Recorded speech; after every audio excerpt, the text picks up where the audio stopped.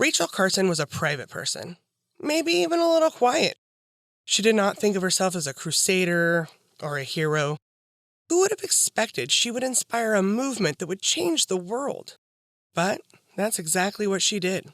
Carson grew up in a small farm in Pennsylvania. She became a marine biologist at a time when it was hard to be a female scientist. Most, if not all, research jobs went to men. But Carson, she carved out her own career. She combined her two great loves, science and writing. Her books would become famous. They taught people about science, the ocean, and nature. They also shocked the nation into change. This is the story of Rachel Carson and the books that helped inspire a movement.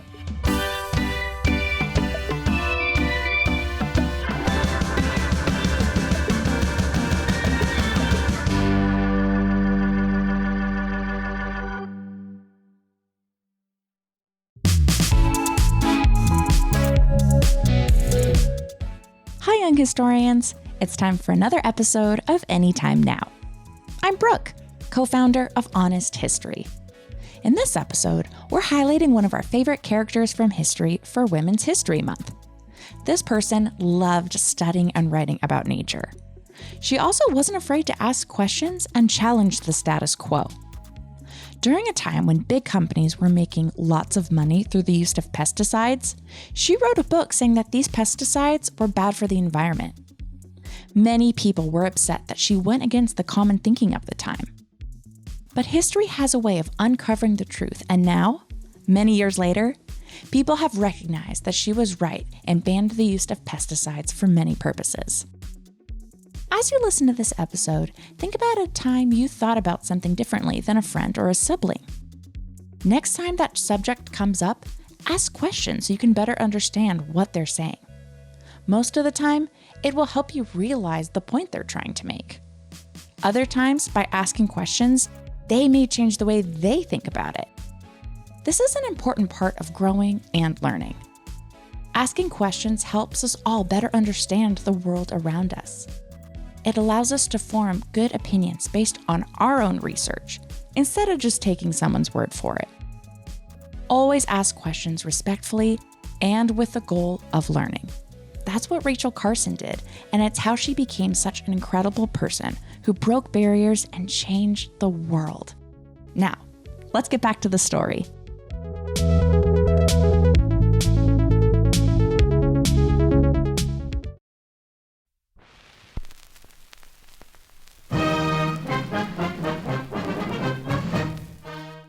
It was November 1941. Rachel Carson looked down at the book in her hands. There it was, her very first book. She called it Under the Sea Wind. When she was writing it, she spent hours reading each sentence aloud. She would make edit after edit until it was perfect. Her mother would listen and retype any changes she made. Carson was so grateful for her mother's help.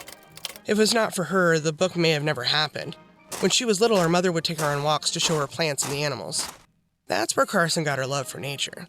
It was her mother who pushed her to publish her first story when she was just 10 years old, and her mother who supported her when Carson decided to study biology instead of writing.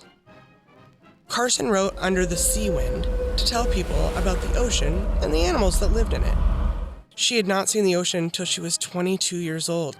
It was when she worked in a laboratory in Massachusetts. She remembered the cry of the seagulls that first day. Carson loved the sound of the ocean as the waves turned over the shells on the shore. Occasionally a dolphin would break through the water to get air. Just under the surface, there were swarms of fish twinkling in the sunlight. Deep in the ocean, there were mysterious creatures hidden in the dark, cold water. Carson wrapped her hands around her book. She had never been so proud of anything. She wanted this book to sell. No. She needed this book to sell. She was the main supporter of her family. Carson took care of her mother and her two nieces. If her book made enough money, she could quit her job at the U.S. Bureau of Fisheries and finally write her own stories. But her dream would have to wait just a little longer.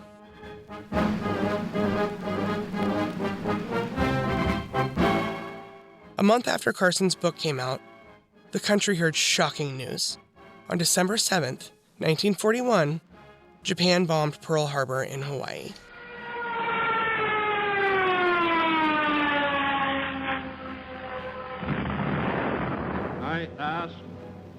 the Congress declare that since the unprovoked and dastardly attack by Japan on Sunday, December 7, 1941, a state of war has existed between the United States and the Japanese Empire. 3 days later, America entered the Second World War. The rush to the bookstore that is every author's dream never happened, Carson said. Few people went out and bought Under the Sea Wind that year. Carson and the rest of the country was now thinking about war. Millions of Americans went overseas to fight. Those at home tried to help in any way they could. With so many men fighting, women took over jobs in factories, building airplanes, weapons, and uniforms. During the war, Carson wrote pamphlets encouraging people to eat fish when meat was in short supply. She wished she could do more to help. In 1944, one very powerful weapon arrived to help the soldiers. It was a chemical called DDT. It had been invented years ago, but no one knew what it was for. One scientist realized it could be used as a pesticide. DDT killed insects. Amazingly, it did not seem to hurt people. Or so they thought. It begins with the war-born development of DDT. This diabolical weapon of modern science saved millions of humans, but killed billions of insects.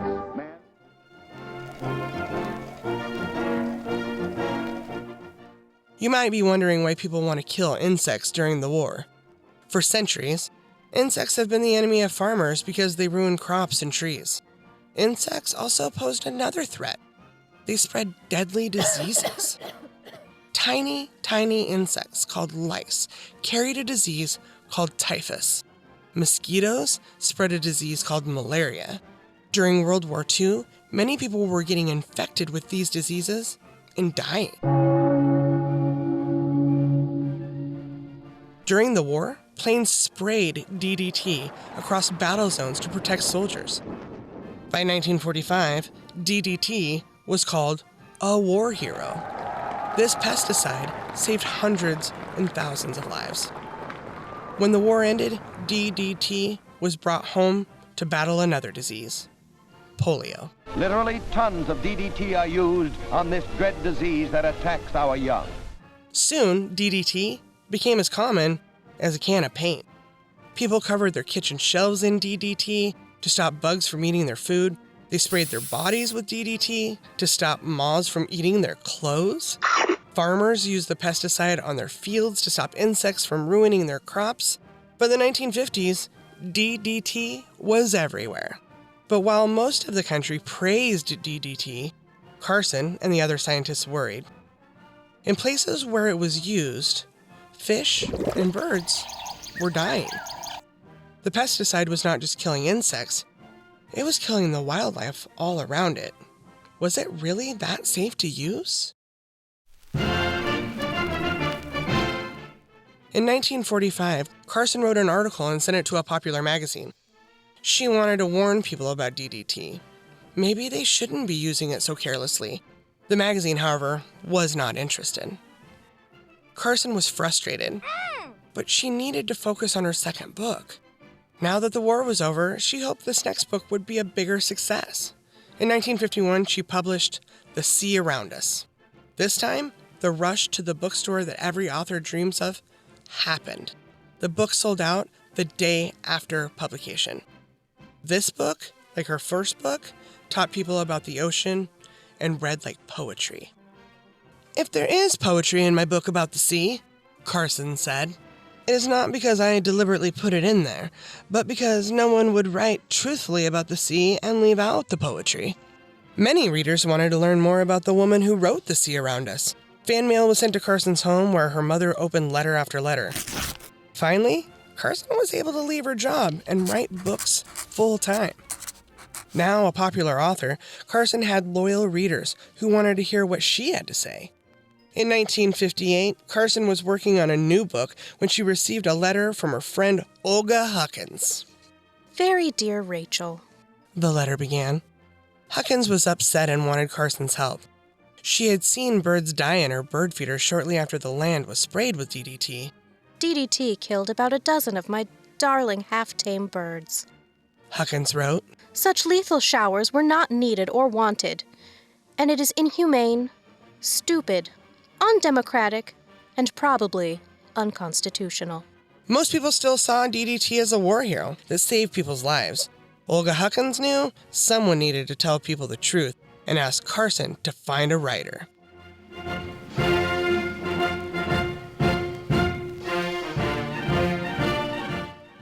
This pesticide wasn't just sprayed on farms. The government sprayed city streets, schools, playgrounds, and even swimming pools. Carson wrote back, "You begged me to find someone in Washington who could help. I realized I must write the book." That year, Carson began her final book. She called it Silent Spring. Her first 3 books celebrated nature. This next book would show what humans were doing to it, and it would shock the nation. It took Carson 4 years to research Silent Spring. She wrote letters to scientists and farmers. She read over government documents, scientific experiments, and court cases. She was gathering all of the evidence she needed. Carson was walking into dangerous territory. She would be taking on powerful chemical companies that made and sold DDT. Scientists' careers had been hurt because they challenged DDT. Some agencies wouldn't give Carson information because they knew what she was writing about. Other scientists would only talk to Carson if she kept their identity a secret. Carson knew she needed to write this book. Shortly after she began her research, she learned that there was not much time. "Health-wise, our report is not too good," she told friends. Carson had been diagnosed with breast cancer.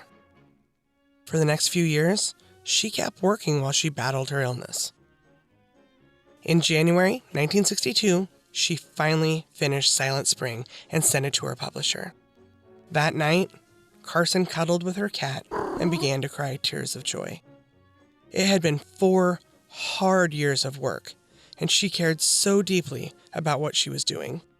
That night, Carson remembered, the thoughts of all the birds and other creatures and all the loveliness that is in nature came to me with such a surge of deep happiness that now I had done what I could.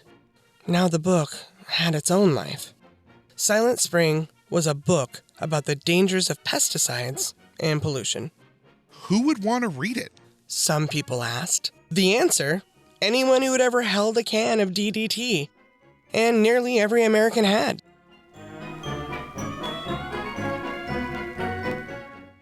As people read Silent Spring, they were shocked. The government and chemical companies had told them DDT was safe to use. People had no idea it was harmful. Carson braced herself for the criticism she knew was coming.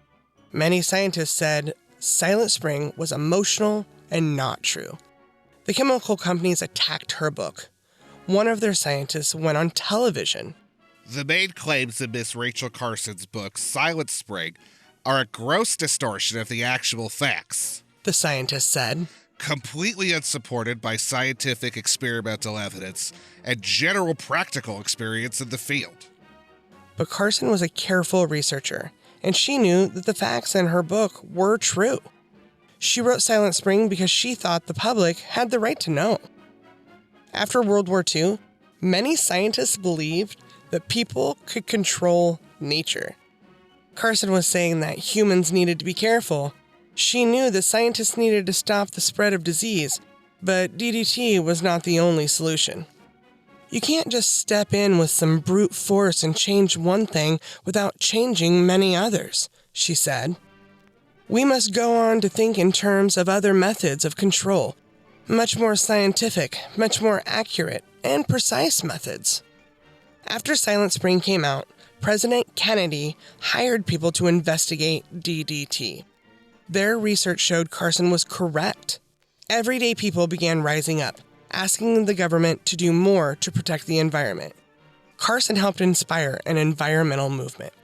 Just before her death, Carson wrote, "I have had a rich life full of rewards and satisfaction that come to few, and if it must end now, I can feel that I have achieved most of what I have wished to do." During her life, Carson shared her love of nature with her readers. She hoped her writing would help people celebrate and protect the world around them. 60 years later, historians can say that her writing did exactly that. Welcome back. I first learned about Rachel Carson in a science class in college, and I've been obsessed with her ever since. I've always admired people who were able to take two things they loved, in Rachel's case, her love for writing and the ocean, and turn it into something that inspires a great change. In many ways, Rachel Carson was an inspiration for Honest History and this podcast. When was the last time you combined two things that you loved? Maybe you're an artist, but you also love learning about science. Or maybe you want to be a singer, but you have a passion for animal rights. Next time you think of your future, imagine combining your passions and doing all the things you love. There's no limit to how you can impact the world just by doing the things you love and being passionate about it. That's all for now, but if you want to learn more about Rachel Carson and conservation, be sure to check out issue 7 of our magazine, Into the Deep. You can learn all about the ocean and the amazing explorers, researchers, and conservationists who've worked to make the ocean clean and accessible to everyone. See you all next time. This episode was hosted by Amanda Arnold and written by Heidi Coburn. Production was led by Randall Lawrence. To learn more about this episode, including more about the host, visit us at honesthistorymag.com and follow along for updates on social media at Honest History.